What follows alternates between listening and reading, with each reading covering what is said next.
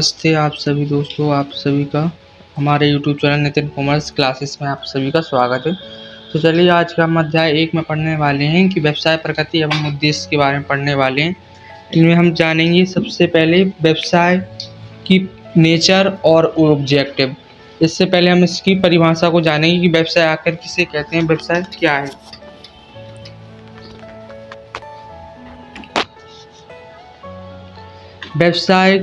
व्यवसाय का अर्थ है व्यापार करने से। व्यवसाय से आशय जो अधिक लाभ कमाने के उद्देश्य से वस्तुओं का क्रय विक्रय किया जाता है उसे हम व्यवसाय कहते हैं। जाहिर सी बात, आप जब सभी को पता ही होगा कि व्यवसाय कई प्रकार का होता है। कपड़ा भी हो सकता है, जूट का भी हो सकता है, बूट का भी हो सकता है, चाय नाश्ते का, कुछ का भी बिजनेस हो सकता है, जिससे क्या होता है अपन को पैसे प्राप्त होते हैं।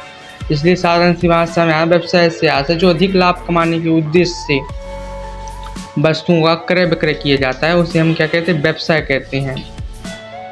अब हमारा दूसरा क्वेश्चन है आर्थिक क्रियाएं और अनार्थिक क्रियाएं किसे कहते हैं। अपना सेकंड क्वेश्चन अब है आर्थिक क्रियाएं किसे कहते हैं। तो सरल भाषा में हम परिभाषा में इसकी देखते हैं। आर्थिक क्रियाएं किसे कहते हैं। आर्थिक क्रियाएं से आशय वे समस्त सभी क्रियाएं जो धन कमाने के उद्देश्य से की जाती हैं उसे हम आर्थिक क्रिया कहलाती हैं। अर्थात ये वे कई क्रियाएं कहलाती हैं जिससे ऐसे कोई अपन काम करते हैं जिससे क्या अपन को पैसा प्राप्त हो। जैसे शिक्षक द्वारा बच्चों को पढ़ाते हैं, टीचर हैं, जिससे क्या होता है टीचर को पैसे प्राप्त होता है। और डॉक्टर द्वारा मरीज का इलाज करते हैं तो डॉक्टर को क्या होता है, पैसे प्राप्त हो रहा है। तो ये हो गई अपनी क्या आर्थिक क्रियाएं कहलाती हैं। अब उसकी सबसे अपना तीसरा क्वेश्चन है अनार्थिक क्रियाएं किसे कहते हैं। तो हम आपको बता दें अनार्थिक क्रियाएं वे क्रियाएं कहलाती हैं जो धन ना कमाने के उद्देश्य ना होकर समाज की सेवा के उद्देश्य से की जाती हैं, वे अपनी अनार्थिक क्रिया कहलाती है। अर्थात इसके सरल शब्दों में हम बताएं अनार्थिक क्रियाएं वे क्रिया होता है जिससे ऐसे अपन कोई कार्य करते हैं जिससे अपन को क्या पैसा प्राप्त नहीं होता है, बल्कि वो कार्य समाज की सेवा के हेतु कर लेते हैं। इसका उदाहरण हो गया माँ द्वारा बच्चे की देखभाल करना और पिता द्वारा बच्चों को पढ़ाना, ये उसका उदाहरण हो गया। तो आप सब स्क्रीनशॉट ले लीजिए अच्छे से। हाँ, अब चलिए अब बढ़ते हैं उसके आगे नेक्स्ट क्वेश्चन। और अब इसी में देख लो आर्थिक क्रियाओं और अनार्थिक क्रियाओं में अंतर। आर्थिक एवं गैर आर्थिक क्रियाओं में अंतर। दोस्तों जब भी अपन कोई भी अंतर लिखते हैं तो अंतर का आधार ध्यान से ध्यान लेना पड़ता है। अंतर का आधार पहला है ऑब्जेक्ट, उद्देश्य। आर्थिक क्रिया और गैर आर्थिक क्रियाओं में अंतर। इसी गैर आर्थिक क्रियाओं को अपन अनार्थिक क्रियाएं भी बोलते हैं। पहला उद्देश्य।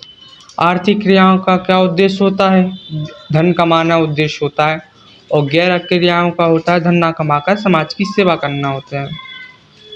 आर्थिक क्रिया धन कमाने का साधन होती है परंतु अनार्थिक क्रियाएं धन कमाने के साधन नहीं होती हैं। आर्थिक क्रियाओं को पैसे में मापा जा सकता है पर आर्थिक क्रियाओं को नहीं मापा जा सकता है, क्योंकि आर्थिक क्रियाओं में धन कमाने के उद्देश्य से पैसा इकट्ठा किया जाता है। पैसे को इकट्ठा कर सकते हैं पर इसमें सेवा को इकट्ठा नहीं कर सकते। परिणाम। आर्थिक कार्य आवश्यकता से प्रेरित होते हैं।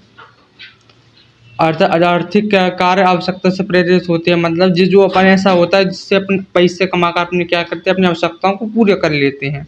और आर्थिक क्रियाओं से क्या होते हैं, अपन केवल लोगों की समाज सेवा कर लेते हैं, उससे अपनी जरूरतों को पूरा नहीं कर पाते हैं।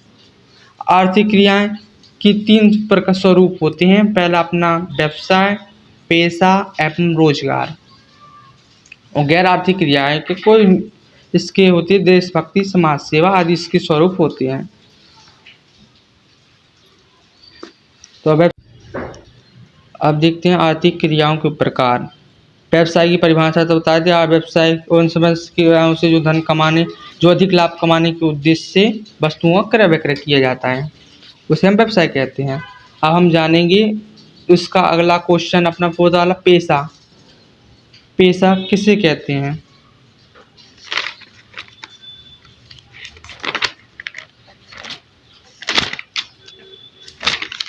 पेशा किसे कहते हैं?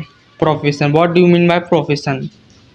पेशे से आशय जो व्यक्ति अपने विशिष्ट ज्ञान के दौरान आर्थिक क्रियाओं या धन को प्राप्त कर लेता है उसे हम पेशा कहते हैं। उदाहरण सहित डॉक्टर द्वारा मरीज की देखभाल कर लेना। डॉक्टर अपने दिमाग से क्या होता है, पैसे प्राप्त कर लेता है, और शिक्षक अपने विशिष्ट ज्ञान से पैसे को प्राप्त कर लेता है। इसका उदाहरण हो गया है। अगर आपको दिक्कत पड़ रही तो हम आपको बता दे रहे हैं। अपना अगला क्वेश्चन था पेशा। पेशा से आशय जो व्यक्ति अपनी विशिष्ट ज्ञान के दौरान आर्थिक क्रिया या धन को प्राप्त कर लेता है वह अपना पेशा कहलाता है। इसका उदाहरण देख लो। इसका उदाहरण है पहला, शिक्षक द्वारा आर्थिक क्रियाओं जैसा ही है, ये आर्थिक क्रियाओं का दूसरा रूप होता है। शिक्षक द्वारा बच्चों को पढ़ाना।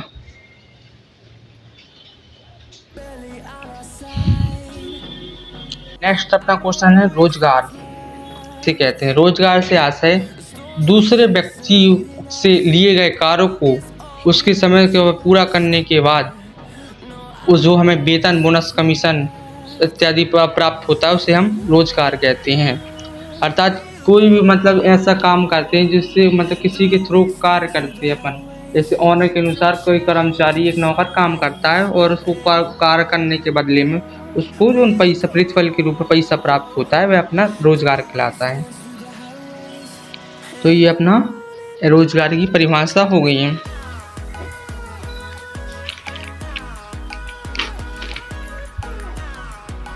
आशा करता हूँ तो आप लोगों को स्टूडेंट, आप लोग बच्चों, आप लोगों को वीडियो अच्छी लगी होगी। वीडियो अच्छी लगी हो तो लाइक करिए, चैनल को सब्सक्राइब करिए।